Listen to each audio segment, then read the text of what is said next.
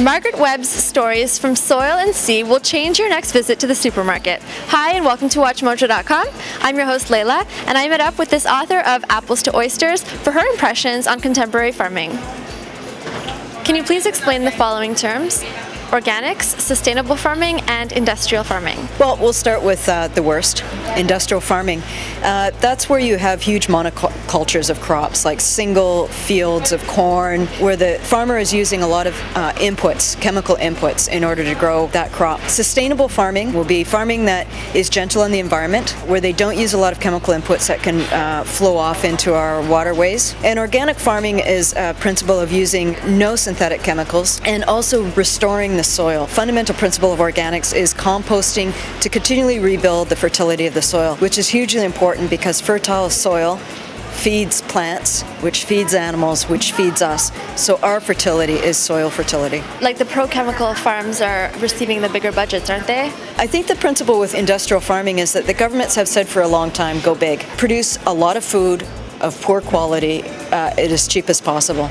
And people are getting tired of their food not tasting like anything. Now people are saying, no, we want quality food that actually tastes like food. And for that, you need to buy local food. How did you discover the 11 quintessential foods? What I wanted to do was pick one signature food for every province and then go out and find a farmer who raises that signature food in a passionate way. And then I went out and actually worked on the farm for a week, hung out with a farmer. And I did this for a couple of reasons. One is that I wanted to understand physically and emotionally what the challenges are to modern farming. And the other is that farmers, once you put them in a truck or a tractor, they really loosen up and actually begin to tell stories. So I did that to connect with the farmers as well. And how has it changed your palate? I want to eat quality food now, and I want to know who grew it.